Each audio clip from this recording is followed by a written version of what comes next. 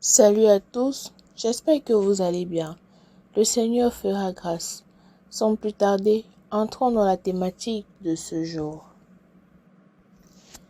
Liliane, jeune femme de 33 ans, est en couple depuis 4 ans avec son conjoint.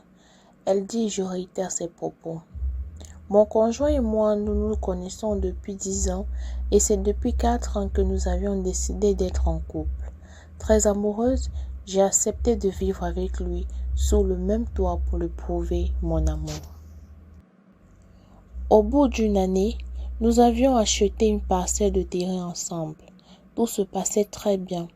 Seulement, je me rends compte que depuis 1 an, je n'ai plus cette excitation des débuts. Tout ce qu'il fait m'énerve.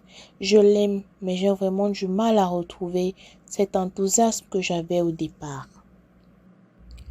Le problème est que je me suis rendu compte que c'est un schéma qui se répète chez moi et je n'en prends conscience que maintenant. J'ai l'impression que j'aime les personnes à fond avec passion, amour et désir pendant les 2 premières années et après, plus rien. Je suis extrêmement paniquée car je sais qu'il m'aime et moi je ne vois pas toute ma vie avec une seule personne et unique. J'ai envie de connaître tout le temps des débuts d'histoire d'amour puisque c'est là que je me sens heureuse.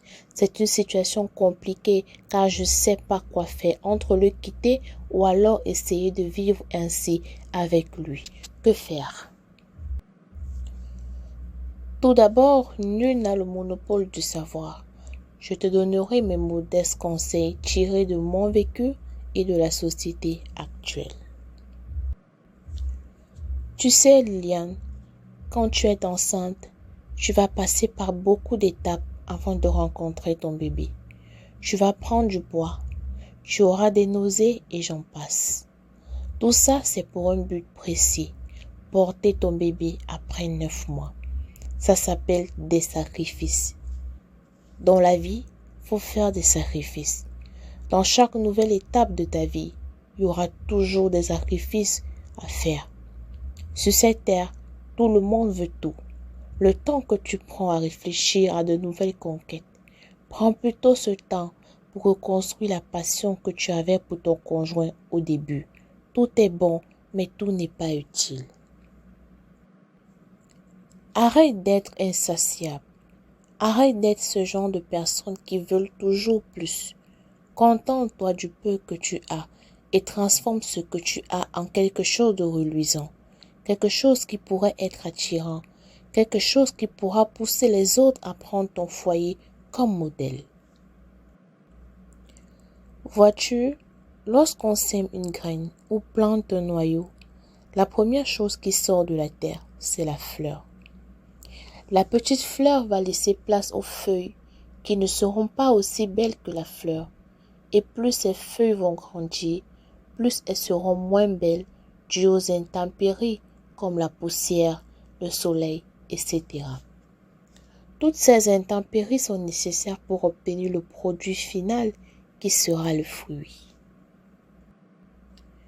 Eh bien, c'est pareil. Tout comme quand tu rencontres une personne, la première chose qui naît, c'est la passion. Ensuite, cette passion va laisser place à un sentiment qu'on va appeler amour. Et de cet amour va naître un sentiment de protection qui réduira ta liberté. Ces aléas sont nécessaires pour le couple et à un moment donné, c'est normal que la passion disparaisse car en amour, il n'y a pas de liberté totale. Tu dois limiter ta liberté pour faire plaisir à l'autre. La probabilité que la passion s'éteigne est quasi totale parce que l'amour ne laisse subsister aucun autre sentiment. Autrement dit, c'est pas l'amour. Donc, ce qui est important, c'est d'arroser ton couple de prière, de douceur, de dialogue, de fidélité et de respect chaque jour pour à la fin obtenir la stabilité, la paix du cœur. Car laisse-moi te dire que c'est la femme qui détient la clé du bonheur de son foyer. Il n'y a rien d'ailleurs.